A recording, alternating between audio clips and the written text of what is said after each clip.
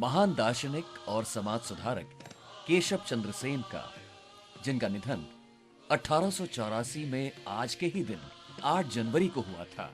बंगाल के एक जाने माने ब्रह्म समाजी नेता के रूप में उन्होंने एक नए विश्व धर्म नव विधान की स्थापना की। नव विधान यानी नया धर्म, जिसका उद्देश्य भारतीय परंपराओं के साथ पश्चिमी आध्यात्मिकता के सर्वोत्तम विचारों को शामिल करना था।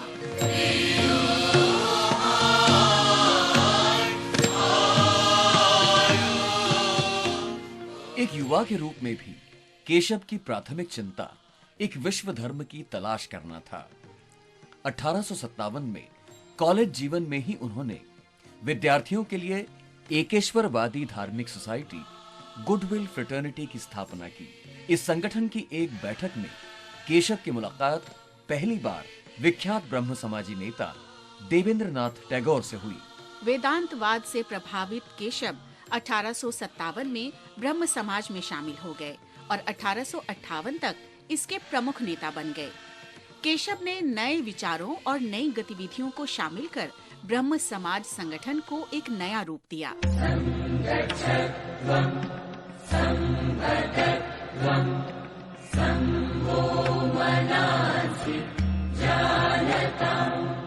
1862 में धर्म समाज आचार्य बनाए जाने के बाद केशव ने जाति प्रथा, छुआछूत और बाल विवाह जैसे प्रचलनों को त्यागने की अपील की तथा विधवा विवाह और अंतरजातीय विवाह के प्रबल प्रचारक बन गए।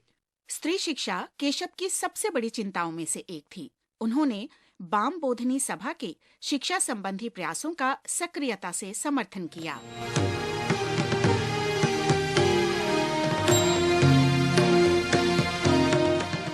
देवेंद्रनाथ टैगोर के साथ कुछ मतभेदों के बाद केशव चंद्र सेन ने 1866 में भारतवर्षीय ब्रह्म समाज नाम से एक नई सोसाइटी गठित की। 1881 में केशव ने पूरब और पश्चिम के सामंजस्य पर आधारित एक नए समन्वयवादी धर्म नव विधान की आधिकारिक रूप से स्थापना की।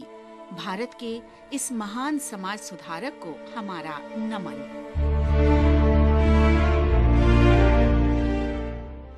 आज हम विख्यात राष्ट्रवादी मधुलिमय को भी याद कर रहे हैं, जिनका निधन 1995 में 8 जनवरी को हुआ था। मधुलिमय का जन्म 1 मई 1922 को पुणे में हुआ था।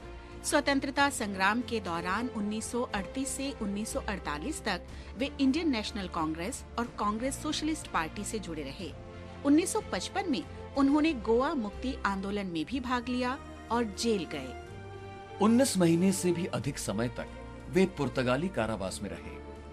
राम मनोहर लोहिया के अनुयायी मधुलिमय ने 1970 के दशक में जेपी आंदोलन में सक्रिय भाग लिया।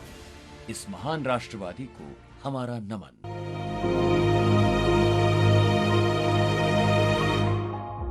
आज हम विख्यात राष्ट्रवादी और नारी अधिकारों के लिए आवाज उठाने वाली सशक्त लेखिका आशा पूर्णा देवी को भी याद कर रहे हैं।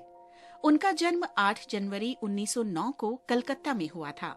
स्वतंत्रता आंदोलन के राजनीतिक उथल-पुथल के दौर में बड़ी हो रही आशा पूर्णा में बचपन से ही देशभक्ति की भावना विकसित हो रही थी।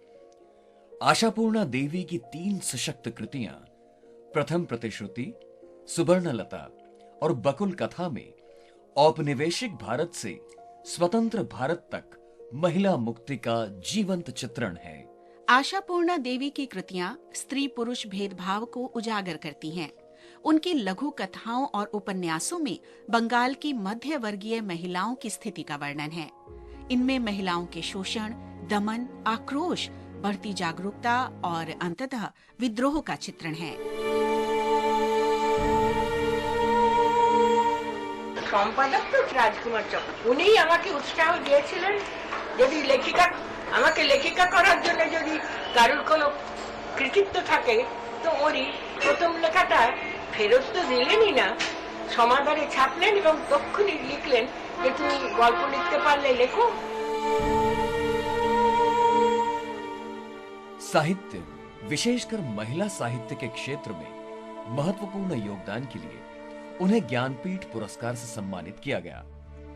भारत सरकार ने 1976 में उन्हें पद्मश्री से अलंकृत किया। 13 जुलाई 1995 को आशापूर्णा देवी का निधन हो गया। उनकी रचनाओं का कई भाषाओं में अनुवाद हुआ है। ये विभिन्न स्कूली पाठ्यक्रमों में भी शामिल हैं। इस महान नारीवादी लेखिका को नमन।